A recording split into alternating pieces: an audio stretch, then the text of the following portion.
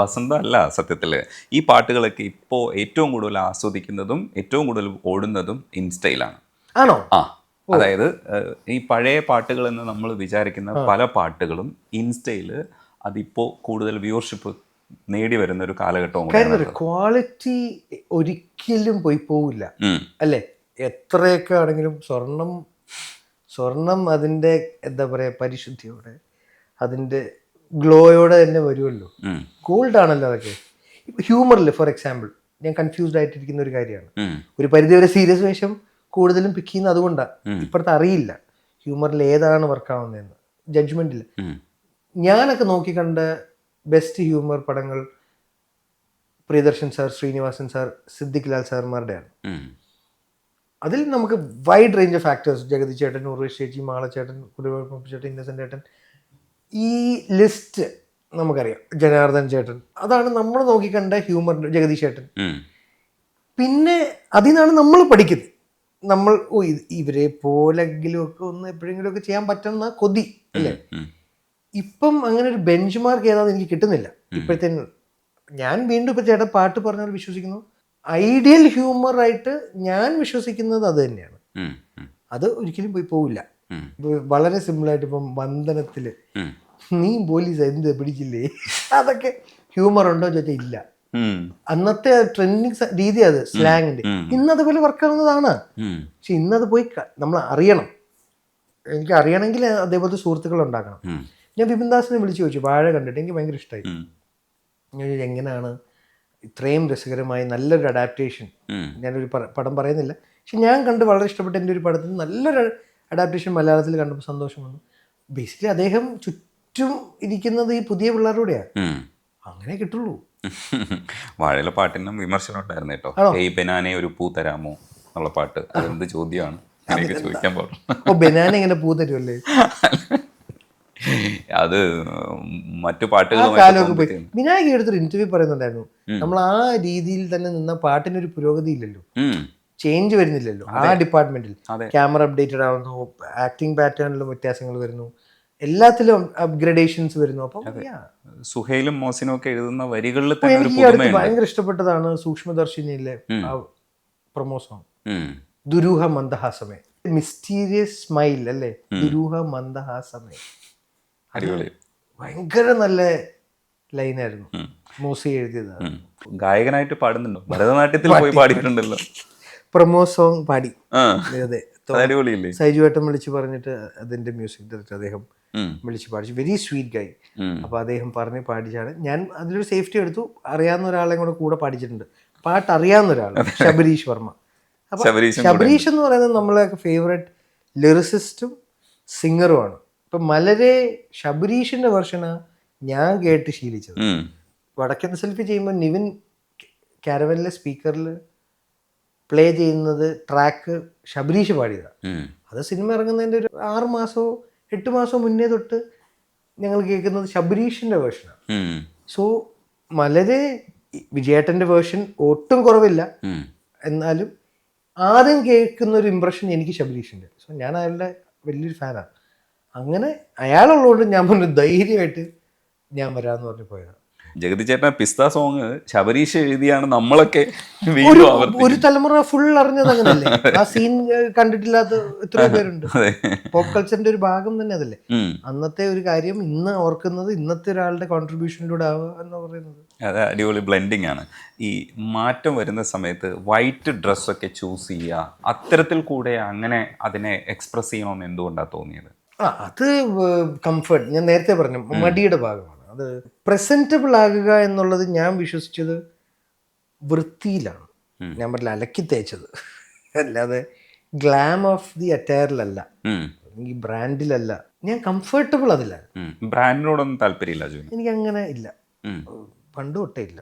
അപ്പോൾ വണ്ടിയൊക്കെ ചൂസ് ചെയ്യുമ്പോൾ ടാക്സി ആരെങ്കിലും ഒക്കെ ഓടിച്ചോട്ടെ, എനിക്ക് എത്തുക. അതിന്റെ ഗുണം ഞാൻ കാണുന്നത് വണ്ടി ഇല്ലാന്നല്ല, വണ്ടിയുണ്ട് വീട്ടിലെ ആവശ്യത്തിന്. എൻ്റെ കൂടുതലും അങ്ങനെ ഞാൻ റെന്റഡ് ആണ്. നമുക്ക് ഏത് കാറും ചൂസ് ചെയ്യാം അല്ലേ.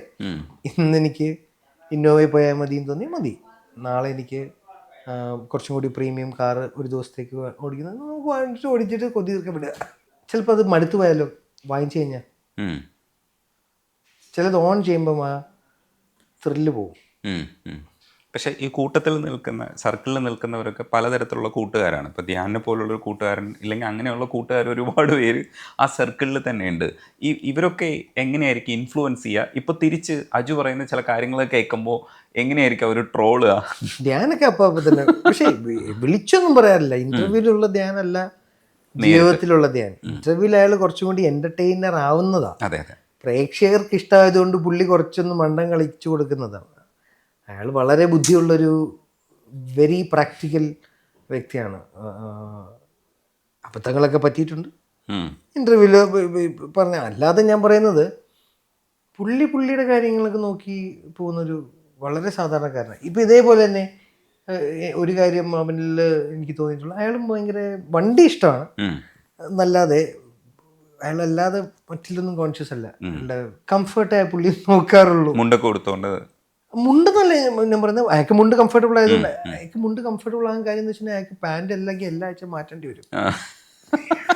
ധ്യാൻ ഇത് ശ്രദ്ധിക്കുമല്ലോ. അതുകൊണ്ടാണ് പുള്ളി മുണ്ട് കുഞ്ഞിരാമായണം ചെയ്യുമ്പോൾ ആദ്യമായിട്ട് ഒരു കറുത്ത മുണ്ട് എന്നെ എടുത്തോണ്ട് പോയത്. ഞാൻ കറുത്ത മുണ്ട് എടുത്തു. കാര്യം അത് ആഴ്ചയിൽ അല്ലെങ്കിൽ മാസം തോറുമ്പോൾ അതനുസരിച്ച് അഡ്ജസ്റ്റ് ആയി മാറുമല്ലോ മുണ്ട്. പാൻറ് അങ്ങനെ അഡ്ജസ്റ്റ് ആയി കിട്ടില്ലല്ലോ.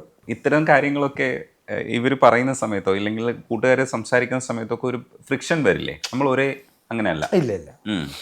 ഈ ഒന്നും അതിന് പെർമിഷൻ നമ്മൾ മനസ്സുകൊണ്ട് കൊടുത്തവരവരൊക്കെ അതുണ്ടല്ലോ.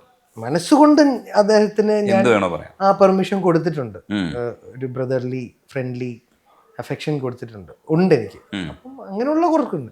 ഞാൻ നേരത്തെ പറഞ്ഞിട്ടുള്ള എഗെയിൻ, അല്ലാതെ എൻ്റെ ജോലിക്കാര്യം പ്രേക്ഷകർക്ക് ആർക്ക് വേണമെങ്കിലും പറയാം. ഒരിക്കലും ഞാൻ എൻ്റെ പേഴ്സണൽ കാര്യം മറ്റുള്ളവർ പോലെ പറഞ്ഞ് കേൾക്കില്ലല്ലോ, ഒരിക്കലും കേൾക്കില്ല. എന്നോട് കൺസേൺ എനിക്ക് ഫീൽ ചെയ്യുന്ന വ്യക്തികൾക്ക് ഇൻഫ്ലുവൻസ് ചെയ്യാവുന്ന ഒരു ഏരിയ ഉള്ള എൻ്റെ പേഴ്സണൽ സൈഡ്. എൻ്റെ സിനിമ അവർ ടിക്കറ്റ് എടുക്കുന്നത് കൊണ്ട്, അവരുടെ ഹാർഡ് ഏൺ മണി അവർ എൻ്റെ ഒരു പ്രൊഡക്റ്റിൽ ഇൻവെസ്റ്റ് ചെയ്യുന്നത് കൊണ്ട് ഞാൻ അവർക്ക് തിരിച്ചു കൊടുക്കുന്ന മര്യാദയാണ് ആ വാല്യൂ കൊടുക്കൽ അവരുടെ വാക്കുകൾക്ക്. എൻ്റെ പേഴ്സണൽ കാര്യത്തിൽ ഒരിക്കലും ഞാൻ ആരുടെയും കേൾക്കാറില്ല, അത് ബോധേഡ് ആവാറില്ല. അതുകൊണ്ട് തന്നെ ഇതൊന്നും ഒരു വിഷയമല്ല. ഇത് പെർമിഷൻ കൊടുത്തവരാ, അല്ലെങ്കിൽ ഞാൻ സത്യവും പറയുന്ന ആളല്ല. ഇപ്പൊ പെട്ടെന്ന് ഒരാൾ വന്ന് എന്നോട് ചോദിച്ചാൽ ഞാൻ കള്ള പറയുള്ളൂ. കാര്യം അയാൾ എൻ്റെ സത്യം അറിയാൻ അർഹിക്കുന്നില്ല എന്നുള്ളത് അർഹിക്കണം ആദ്യം, അത് ഡിസർവ് ചെയ്യണമല്ലോ, എന്നാലേ ഞാൻ സത്യം പറയുള്ളൂ. മറ്റേ എല്ലാവരോടും സത്യം പറയണം എന്നുള്ളത് ഞാൻ വിശ്വസിക്കുന്നില്ല. ഞാനത് പിള്ളേരോടും നാച്ചുറലി അത് പറഞ്ഞു കൊടുക്കേണ്ട പ്രായമായിട്ടില്ല, വിശ്വസിക്കുന്നില്ല. പിന്നെ ഞാൻ വിശ്വസിക്കാത്ത എല്ലാവരോടും പറയേണ്ട കാര്യമില്ലല്ലോ. ഇപ്പൊ എൻ്റെ പോക്കറ്റിൽ എത്ര കാശുണ്ട് ഒരാൾ വന്ന് ചോദിച്ചു കഴിഞ്ഞാൽ ഞാൻ പറയേണ്ട കാര്യമില്ലല്ലോ. നമ്മൾ സത്യം പറയാവുള്ളൂ. എന്തിനാണ്? ചിലപ്പോൾ ഒന്നും ഉണ്ടാവില്ല, അപ്പൊ നമ്മൾ 100 രൂപ ഉണ്ടെന്ന് പറയണം. ചിലപ്പോൾ 1,00,000 രൂപ ഉണ്ടെങ്കിൽ നമ്മൾ പറയണം ഒന്നുമില്ല എന്ന് പറയണം. അത് നമ്മുടെ സന്തോഷമല്ലേ. പിന്നെ ഞാൻ അതേപോലെ എനിക്ക് കോൺട്രഡിക്ഷൻ ഫീൽ ചെയ്യുന്ന ഒരു statement, first impression the best impression, വളരെ എനിക്ക് മാച്ച് ചെയ്യാൻ പറ്റാറില്ല. ഞാനിപ്പോൾ ഒരാളെ പറ്റിക്കാൻ തീരുമാനിച്ചു പോയി ഏറ്റവും നന്നായിട്ട് പെരുമാറിയ അതായത് അവനെ ചതിച്ച അത് എന്തൊരു വൈരുദ്ധ്യമാണ്, ഭയങ്കര വൈരുദ്ധ്യം. അതെ. വിനീത് ശ്രീനിവാസൻ എന്ന് പറയുന്നത് നമ്മളെയൊക്കെ സ്വാധീനിക്കുന്ന ഒരു വ്യക്തിയാണ്. നമ്മളൊരു പ്രാവശ്യം പരിചയപ്പെട്ട് കഴിഞ്ഞാൽ ആ മനുഷ്യന് സംസാരിക്കുന്നത് നമ്മളിങ്ങനെ അയാൾ സംസാരിക്കുന്ന മോഡുലേഷനൊപ്പം കേൾക്കാൻ ശ്രമിക്കും. അയാൾ പ്രത്യേക ഒരു മോഡുലേഷനിലാണ് സംസാരിച്ചുകൊണ്ടിരിക്കുന്നത്. വിനീത് എന്ന് പറയുന്ന മനുഷ്യനെ എങ്ങനെയാണ് സ്വാധീനിച്ചിട്ടുള്ളത് അജുവിനെ? വിനീതിലോട്ട് എത്തുന്നതിന് മുന്നേ ഞാൻ അങ്ങനെ ആകുമ്പോൾ എൻ്റെ ഒരു മാനേജറായി ഞാൻ ജോലി ചെയ്യുന്ന സമയത്ത് മഹേഷ് എന്നൊരു വ്യക്തി, മഹേഷ് ബാലകൃഷ്ണൻ, അദ്ദേഹം സദർലാൻഡിൽ ഞാൻ വർക്ക് ചെയ്തപ്പോൾ എൻ്റെ മാനേജറായിരുന്നു HR-ൽ. എൻ്റെ ലൈഫിൽ എനിക്ക് അങ്ങനെ ഒരു ഭാഗ്യം കിട്ടിയിട്ടുണ്ട്. ഇപ്പം എൻ്റെ സ്കൂൾ തൊട്ട് തുടങ്ങിക്കഴിഞ്ഞാൽ ആദ്യത്തെ നമ്മളുടെ ഗുരുക്കന്മാർ നമ്മുടെ മാതാപിതാക്കൾ തന്നെയാണ്. അതുകൊണ്ട് നേരെ സ്കൂളിലോട്ട് വരും. സ്കൂളിലെ എനിക്ക് കിട്ടി, നാച്ചുറലി എല്ലാവർക്കും കിട്ടും, ചിലർക്ക് കിട്ടിയിട്ടില്ല. റൈറ്റ് മെൻറ്ററിങ് എന്ന് പറയുന്നത്, അത് ഞാനിപ്പം പലരോട് ഇൻട്രാക്ട് ചെയ്യുമ്പോൾ നമുക്ക് അപ്പോഴാണ് നമുക്ക് എൻ്റെ വില മനസ്സിലായി. എനിക്ക് അത് ജോലിക്ക് പോയപ്പോഴും മഹേഷ് ബാലകൃഷ്ണനെ കിട്ടുകയും വളരെ കേപ്പബിൾ ആയിട്ടുള്ളൊരു കോർപ്പറേറ്റ് ജോലിക്കാരനാക്കാൻ എനേബിൾ ചെയ്തത് മഹേഷാണ്.